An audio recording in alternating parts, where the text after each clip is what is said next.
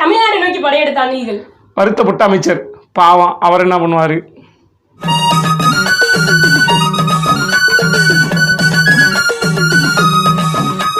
வேலை முடிச்சு லேட்டா வந்து இன்னைக்கு காரைக்குடியில் ஒரு விசேஷம்பா. அதான் போயிட்டேன். என்னன்னா ஒருத்தர் தெரிஞ்ச ஒருத்தர் 4 கோடி ரூபாயில வீடு கட்டுறாரு. யாரு? நம்ம காரைக்குடி இல்லையா? ஆமா, அது தெரியும். நான் 4 கோடின்னு சொல்லிட்டேன்ல, யாருன்னு சொல்லக்கூடாது. சொன்னா வருத்தப்பட்டுக்குவாரு. என்ன 4 கோடி ரூபாய்க்கு நல்லா 13 கோடி ரூபா 4 கோடி ரூபா மிச்ச கோடியை காணும். ஆமா, 500 காசு கொடுத்துருக்காங்க. இப்ப 4 கோடிக்கு பிளான் வச்சிருக்காங்க வீட்டுக்கு. மீத காசு அப்புறமா செலவு பண்ணாரு. உடனேவா செலவு பண்ணணும் அப்படிலாம் எந்த ரூல்ஸும் கிடையாது. இப்ப 4 கோடிக்கு கட்டுறாரு.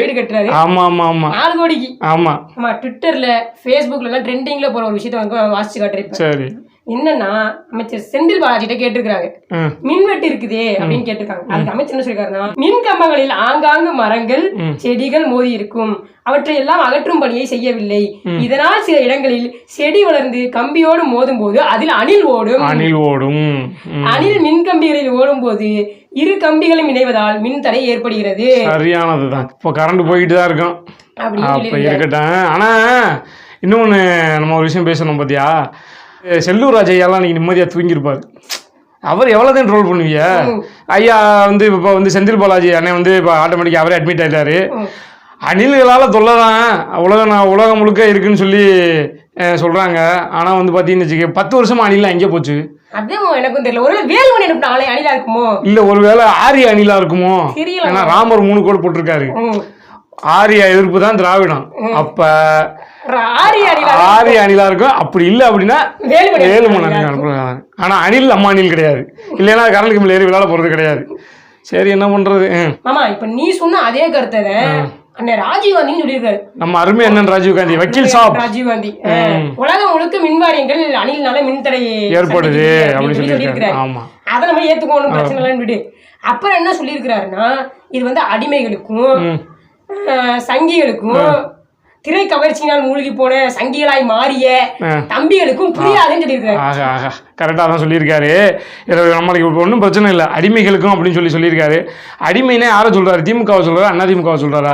எனக்கும் தெரியல. என்னன்னா, திராவிடத்தின் நம்பிக்கை சுடர், ஓய்வறியாமல் உழைத்து இளைஞர்களின் நம்பிக்கையின் இளைய சூரியன், கழக இளைஞரணி செயலாளர், திருவல்லிக்கேணி சேப்பாக்கம் சட்டமன்ற உறுப்பினர் உதயநிதி ஸ்டாலின். யாரு ஏப்பா அந்த இளைய சூரியன் சொன்னியா?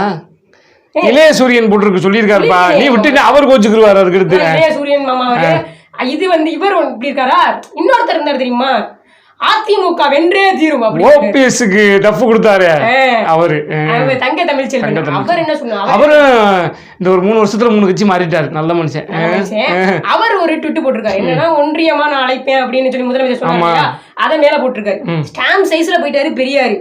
கலைஞர் வரைக்கும் ஸ்டாம்ப் சைஸ்ல போயிட்டாரு. தளபதி இந்த பக்கம் பெருசா, இந்த பக்கம் பாத்தீங்கன்னா அவரு தங்க தமிழ்ச்செல்வன், இந்த பக்கம் உதயநிதி ஸ்டாலின். ஆமா, இளைய சூரியன். அவரு இளைய சூரியன், கலைஞர் உதயசூரியன், அண்ணாலாம் உதயசூரியன், உதயநிதி ஸ்டாலின் இளைய சூரியன். அப்படிங்கிற வந்து நம்மளுக்குன்னு இல்லை, திமுகலே பல பேருக்கு ஒரு விதமான எரிச்சலை ஏற்படுத்ததான் செய்யுது. நம்ம ராஜீவ்காந்தி என்ன கோரிக்கை வைக்கிறோம்னா, அடிமை நீங்க சொல்றீங்க, திமுக அடிமையா இல்ல அண்ணா திமுக அடிமையா அப்படின்னு தெளிவா சொல்லுங்க. ஏன்னா அதிமுக அடிமைகள் தான்ங்கிறது உலகம் அறிஞ்ச விஷயம்.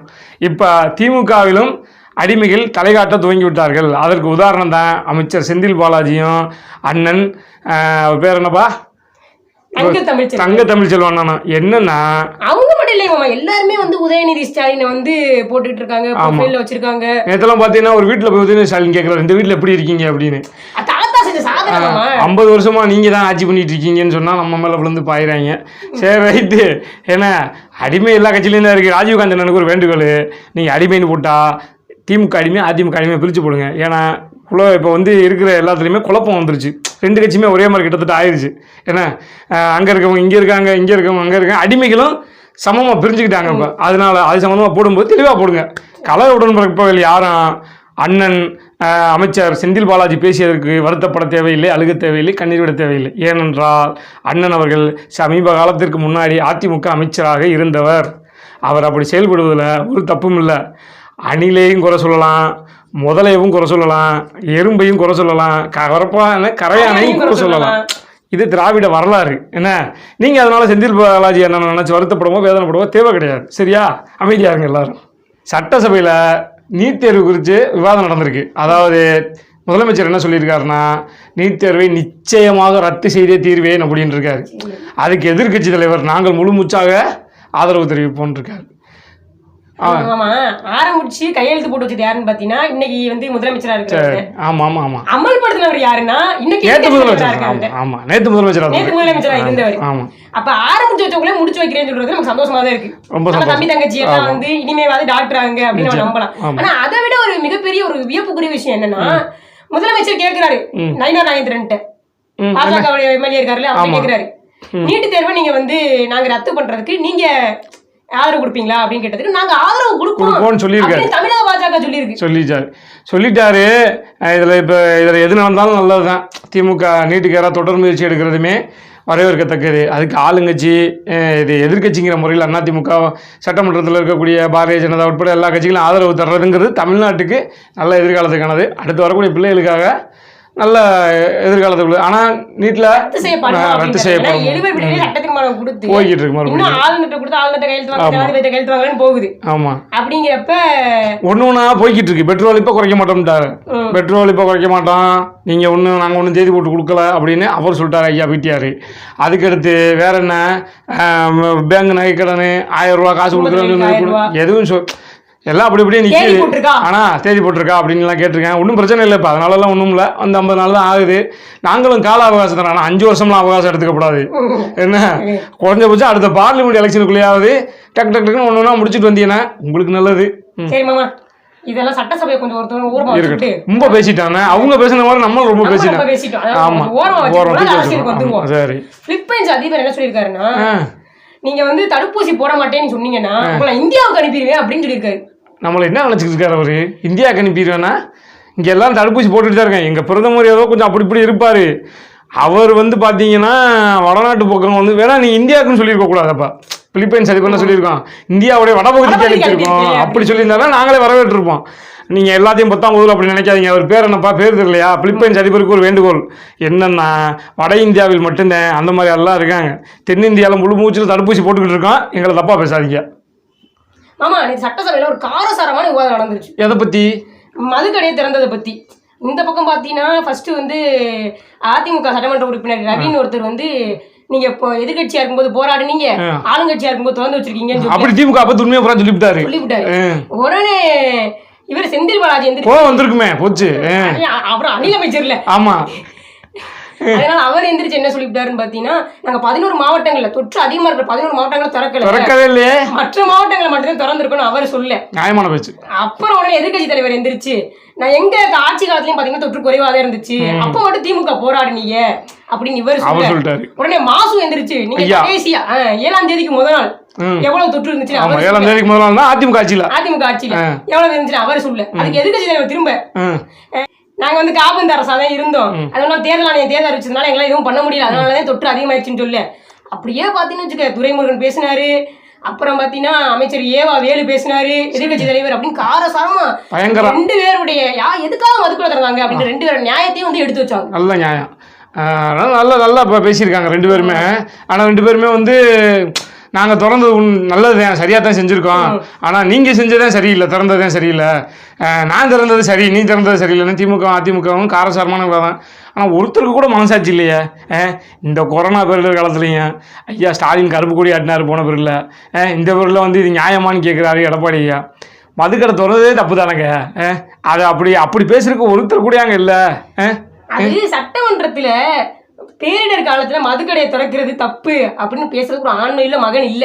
நிச்சயமா ஒரு நல்ல யாராச்சும் ஒரு அந்த மது ஒழிப்பு சம்பந்தமா இவ்வளவு பேசினவங்க விரைவில் மது ஒழிப்பு கொண்டு வருவோம்னு கூட அந்த இதுல கூட பேசல. இவ்வளவு காரசாரமா என்னாலதான் சொல்லி சண்டை போட்டாங்களே தவிர ஒன்னும் வேற ஒன்றும் நடக்கல, அதுல பிரயோஜனப்படாதது. அது அந்த கூட்டம் அந்த மதுவிலக்கு வந்து படிப்படியா குறைப்போம். எப்படி 3 கடை உள்ள படியில 2 படியும், 3 படி உள்ள கடையில 2 படியும், 2 படி உள்ள கடையில 1 படியும், இந்த படியாவா கொஞ்சம் கொஞ்சமா குறைப்போம் குடிமகன்கள் தள்ளாடாம போறதுக்கு. இருக்கட்டும். ஆமா, இவ்வளவு விஷயம் வந்து சட்டசபையில் நடந்துட்டு இருக்க நேரத்துல சேலம் பாப்பநாயக்கன்பட்டியில ஒரு விவசாயி குடி போதையில போயிருக்கிறாரு. அவரை காவலர்கள் போட்டு தாக்குதல் நடத்தி அவர் உயிரிழந்துட்டார். இன்னைக்கு அவெல்லாம் அவர் மனைவி சொல்லியிருக்காங்க, குடிக்கவே இல்லை அவர் அப்படின்னு சொல்லிட்டு ஒரு செய்தியில் பார்த்தேன், சொல்லியிருக்காங்க. பரிதாபமாக தான் இருக்குது.